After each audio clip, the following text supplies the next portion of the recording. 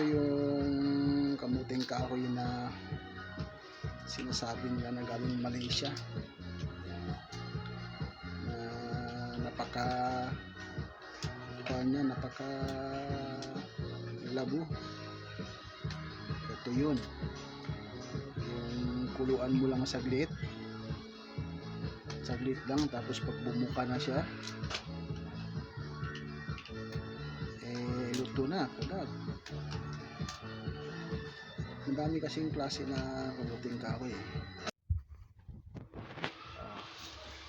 Ito yung nakakain, ayan yung malalaga. Ayan o, kulay verde yung dahon niya, pero yung puno ng dahon niya kulay pula.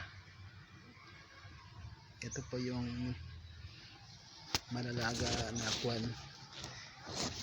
na kamuting kahoy. Kaya wag po tayong basta-bastang magkuhan ng kamuting kahoy, mga pre. Kailangan marunong tayong tumingin. Luto agad, idol. Sinsya na kayo kasi ito yung mga pangyayamanin na kwan na lutuan. I-on mo lang, automatic na yan. Ikaw nang bahala. Gusto mong ilo, gusto mong i-high, medium, yan, automatic na yan. Babalik ka mamaya, yan, luto na yan. Yan lang yung puhunan sa mga mayaman, idol. I-on mo lang. Ito pang malakasan na kaldero, idol, oh. Yan. Ito na, idol.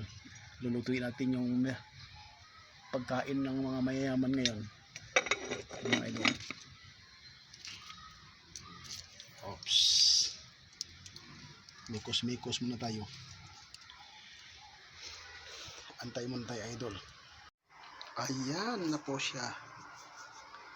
Luto na. Saglit lang naluluto.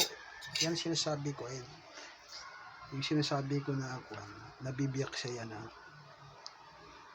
Pag kumulo siya ng kaunti, nabibiyak siya.